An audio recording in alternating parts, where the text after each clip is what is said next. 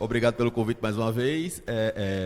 Vamos lá, vamos falar para o pessoal, para a sua audiência aqui, vamos tirar dúvida mais uma vez. Pois é, vamos tirar as dúvidas, lembrando a você que a participação do Dr. João Paulo, tá? Tem a ver com a Casa de Campo Bichos e Plantas, o maior e melhor pet shop aqui da nossa cidade, que tem medicamentos, veterinário de plantão todos os dias e muito mais, né? E muito mais. E fica ali por trás do mercado público, no centro da cidade de Guarabira. Doutor João Paulo, hoje a gente vai falar sobre as doenças causadas pelo carrapato.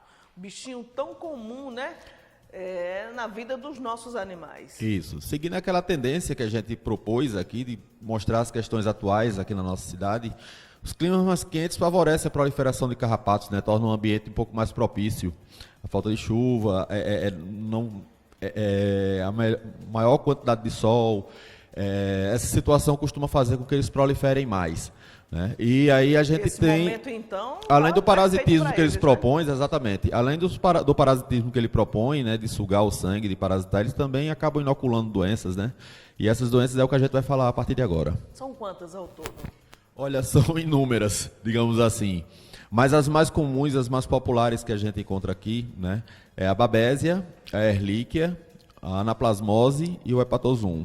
O hepatosum é uma doença nova, é um protozoário novo que tem aparecido por aqui, mas tem sido bem diagnosticado. A gente, quando pede as lâminas, quando a gente faz os exames, ele tem aparecido bem especificamente nos nossos laudos, né?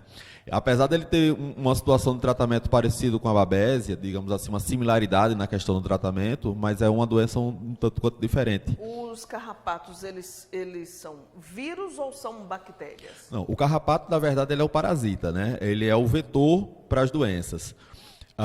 O hepatosum e a babésia, eles são protozoários, né? São protozoários que parasitam as hemácias dos animais. Eles fazem um ciclo reprodutivo dentro da hemácia, que é a célula sanguínea que é responsável pelo transporte do oxigênio. E essa oxigenação precisa de uma quantidade limite para poder fazer o bom funcionamento do corpo.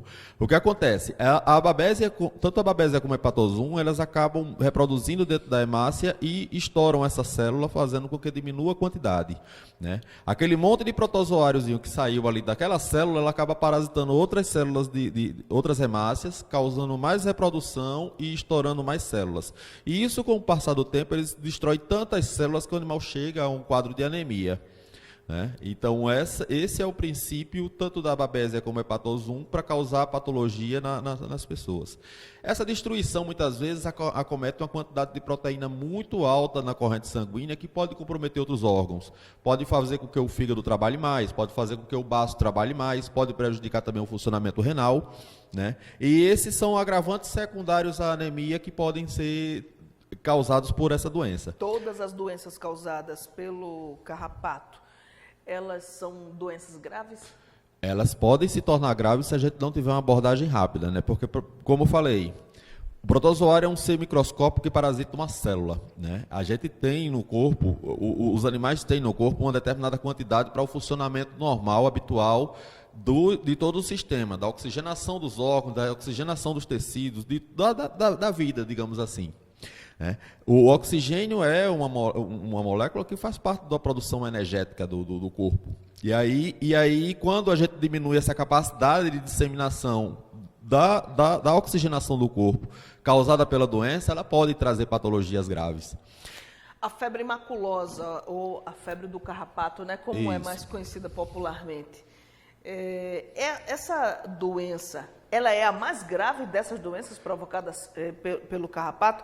E de que forma ela pode ser tratada, pode ser combatida? Não é o fato dela ser a mais grave, mas ela se torna mais perigosa por ser a principal zoonose, né? Ela é transmitida por um carrapato mais específico, que é o carrapato estrela, que não é tão comum na nossa região, tanto que a gente não consegue identificar aqui na nossa, por exemplo, na nossa cidade, que tem tanto carrapato, que tem tanto animal de rua, a gente não vê as pessoas contraindo essas doenças. A Lyme, ela é mais comum em regiões rurais, onde tem produção de cavalos e não tem animais silvestres, porque esses carrapatos ele tem uma predileção também pela pele das pessoas, né? Então, o carrapato ele precisa parasitar um animal ou ser humano durante um determinado período de tempo para poder fazer a inoculação dessa doença. Por isso que não é tão comum por aqui, né? Mas a região sul, a região sudeste, até mesmo o centro-oeste, aí a gente tem alguns casos aqui esporádicos aqui no Nordeste, mas no sul e sudeste do país é mais comum. E realmente, ela se torna um pouco mais séria, esse problema, por passar mais popularmente para as pessoas também, né? Aí, como é tratado? Na verdade, o infectologista, ao identificar o animal, o parasito no corpo da pessoa, ela vai realmente passar antibióticos que são específicos para esse tratamento, um tratamento um pouco duradouro, digamos assim, uns 30 dias de tratamento com antibiótico. Não é uma coisa tão simples. E após o término do tratamento, fazer outras investigações para ver se continua ainda no corpo da pessoa. Qual é a melhor forma de evitar essas doenças e não ter contato com o carrapato? No entanto, tem muita gente que tem prazer em tirar e arrancar e esmagar. Né? Exatamente. É porque assim, a prevenção para essa doença é diminuir ao máximo a quantidade de carrapatos que possam vir infectar. A gente sabe que um carrapato só infectado, ele pode transmitir doenças para os animais, né? E os medicamentos, os fármacos que temos disponíveis no mercado, a gente muitas vezes não consegue impedir que o carrapato venha a picar, né? Pelo menos no período que cause a infecção. A gente entende que a molécula mais moderna que tem, que a gente use no corpo do animal, ela tem uma ação pelo menos de um parasitismo de 6 horas para poder fazer a morte do parasito. Ela não impede que o carrapato suba no corpo do animal, ela não é um repelente, mas ele é, digamos assim, um veneno que é colocado dentro do corpo do animal, que quando o carrapato vem a sugar o sangue, vem fazer a alimentação dele, ele vem a morrer por conta disso. Doutor, qual é o risco que uma pessoa corre ao estourar os carrapatos? O ruim de você fazer essa prática é que muitas vezes você força a ovoposição.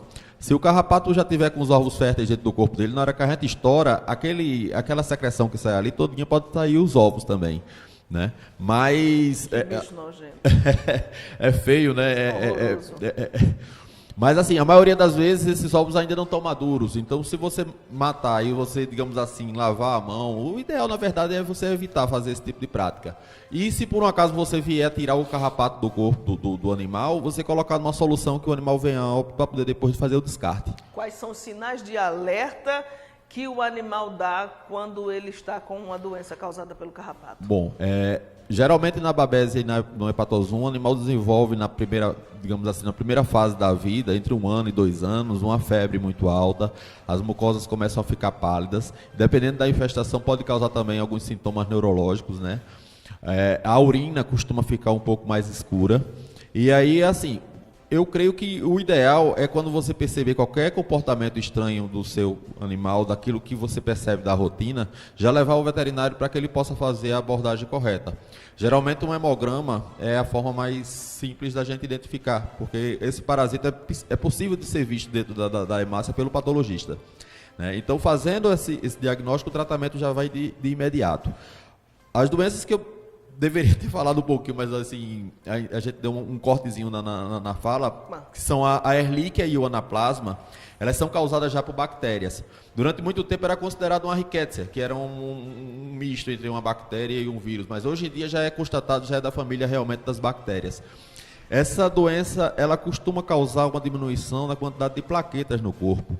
Ela destrói, na verdade, ao invés da hemácia, ela destrói as células de defesa. Elas parasitam as células de defesa e faz um mecanismo parecido com o da babésia na hemácia, né? E isso aí faz com que a imunidade do animal baixe bastante. As plaquetas, quando caem a um nível muito baixo, pode provocar hemorragias, sangramentos na pele, que a gente vê as manchas avermelhadas. A urina também se torna um pouco mais escura e ele tem uma facilidade de sangrar, principalmente pelo nariz.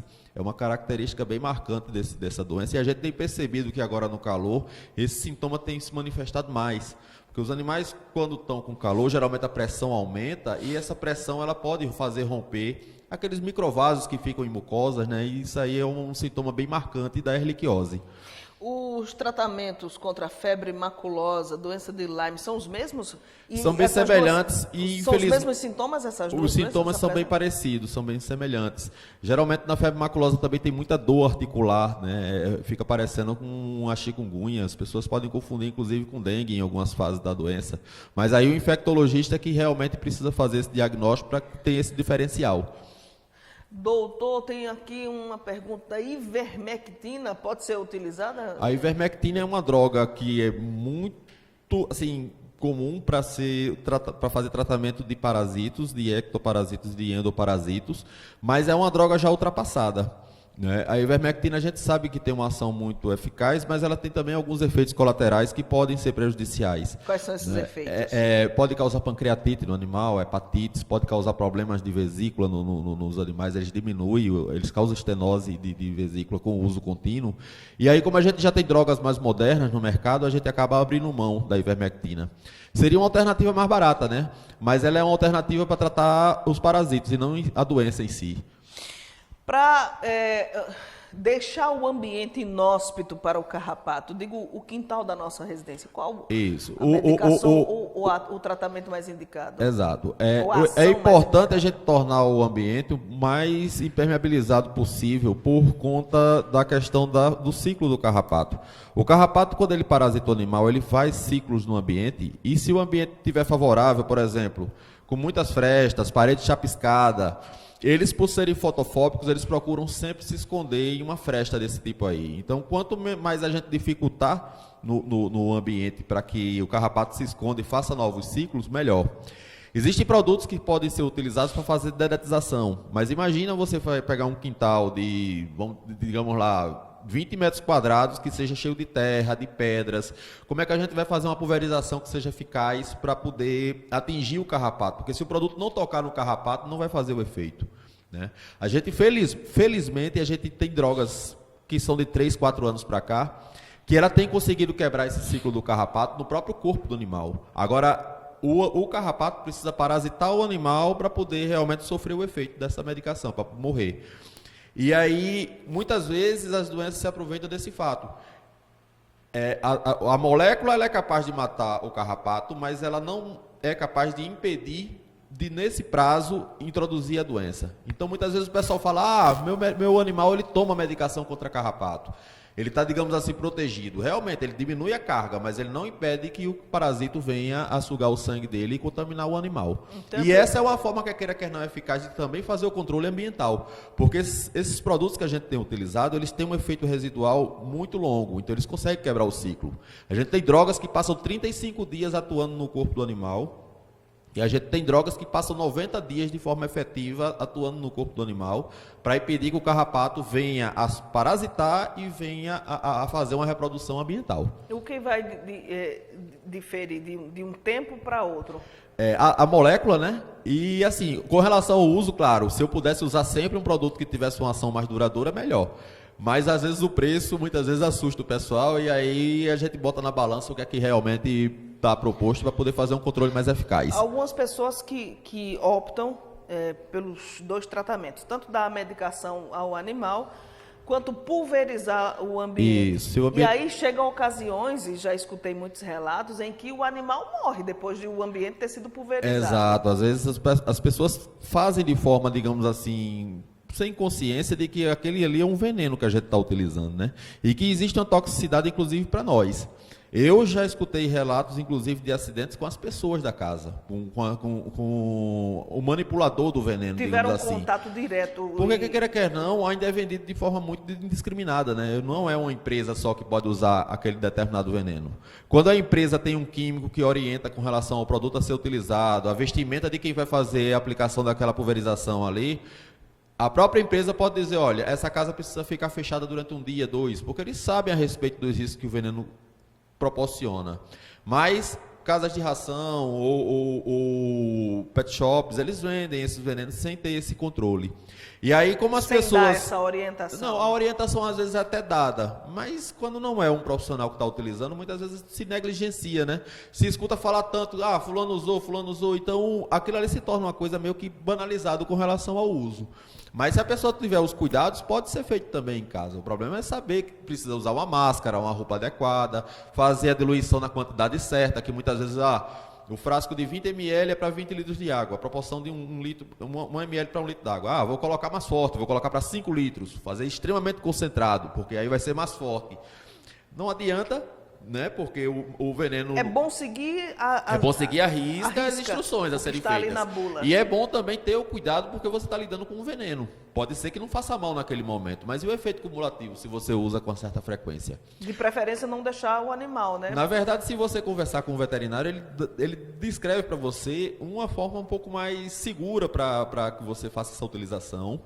E existe hoje coisas muito mais modernas que podem ser utilizadas, que ofereçam menos risco tanto para o animal como para a pessoa, para o manipulador. Por exemplo, que coisas? O próprio uso das medicações orais para os carrapatos, por exemplo, se você está com muita dificuldade, você pode investir numa droga, numa molécula que ela tem uma ação um pouco mais longa e diminua essa quantidade de produtos a serem utilizados para dedetização.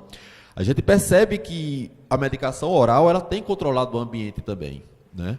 E aí evita que o animal se intoxique, que as pessoas se intoxiquem também, e é muito mais eficaz. É muito grande a diferença entre o que acontecia há 10 anos atrás para o que a gente já existe hoje no mercado. Doutor João Paulo, para a gente encerrar, a gente já sabe os riscos que o carrapato oferece para os animais.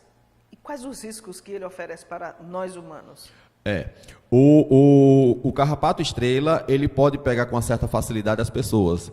Quem costuma frequentar o campo, quem costuma andar em criações onde tem cavalos, tem que prestar bastante atenção para que o carrapato, as pessoas estejam protegidas para que não sejam picadas. E se por um acaso for picada, retirar de imediato aquele bichinho que está ali parasitando, porque também depende de um tempo para poder inocular a doença na pessoa.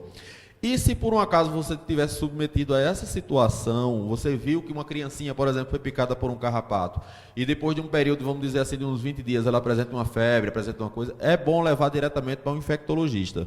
Algumas pessoas já me relataram que, principalmente bebês, foram picadas por algumas pessoas, crianças, que muitas vezes não têm a noção de controle, de ficar procurando uma situação como essa, e aí chegaram e perguntaram para mim como deveria proceder.